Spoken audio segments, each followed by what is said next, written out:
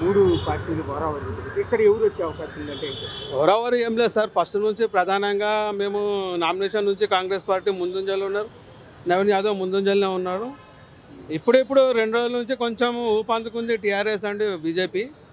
First full మెజార్టీలో మాత్రం కాంగ్రెస్ ఉన్నది. చూసుకోవచ్చు. వాళ్ళు పక్క అంటుంది మళ్ళీ నవీన్ యాదవ్ గారు వస్తారు. అభిరాజ్యం లాగా అవుతుందో పక్క సుశీల్ యాదవ్ కూడా ఎట్లయితే అండి ఎంటెక్ విద్యార్థి అయిన యువకుడు, అతని మీద ఎలాంటి కేసులు లేవు. పూతగా రౌడీ ఎవరైనా బుద్ధ వెళ్తే ఎట్లా? అతని మీద ఏమన్నా ఉన్నాయా చెప్పండి? సేవాపరుడు, పేదలకు పెళ్లిళ్ళు చేసిండు, పిల్లలకు చదివిస్తున్నాడు, గుళ్ళు కట్టించారు, స్కూళ్ళు కట్టించారు. అలా నాన్న పేదలకు ఇండ్లు ఇచ్చిండు, పట్టాలు ఇప్పించిండు. మరి ఈయన రౌడీ ఎట్లయితాడండి? ఇక ఏదన్నా పడతారని చెప్తే ఆయన మీద ఏదేమంటే అది దాన్ని ఇచ్చేయచ్చా? యువకుడు ఎంటెక్ అంటే మామూలు మాటనా? అదే మనం చూసుకోవచ్చు. ఏదైతే ఉంటే ఇక్కడ ఇటు పక్కన చూస్తే వాళ్ళు కూడా అంటుంది ఏది వీళ్ళకి ఏమి ఈయన వస్తే ఏం చేయలేదు, మేము వస్తే ప్రతి క్షణం ప్రజల్లో తిరుగుతామని చెప్పి వాళ్ళు ప్రచారం చేస్తారు. వీళ్ళు వస్తే తిరుగుతామంటున్నారు. వీళ్ళు రాకముందే ప్రజలలో ఉన్నారు. వాళ్ళు చెప్పుకోలే ఎప్పటిదాకా. ఇప్పుడు ప్రజలు చెప్పుకుంటున్నారు వాళ్ళ కోసం.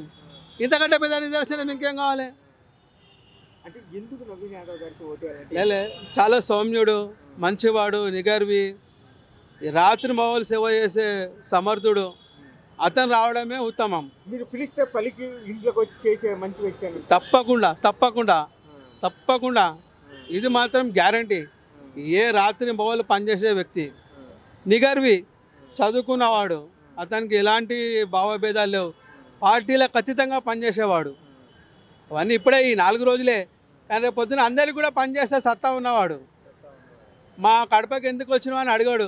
ఎవరైనా తెలిసి వచ్చినా కానీ పనిచేసి పంపించే అంత మంచి మనసు ఉన్నవాడు నవీన్ యాదవ్. ఇది పక్కా. ఒక పక్క చూస్తే బీసీ ఎస్టీ మైనార్టీలకు మంచి జరిగే అవకాశం ఉంది. తప్పకుండా తప్పకుండా. ఇక్కడ అన్నికి సమపాలలు ఉన్న జనాలు ఉన్నారు.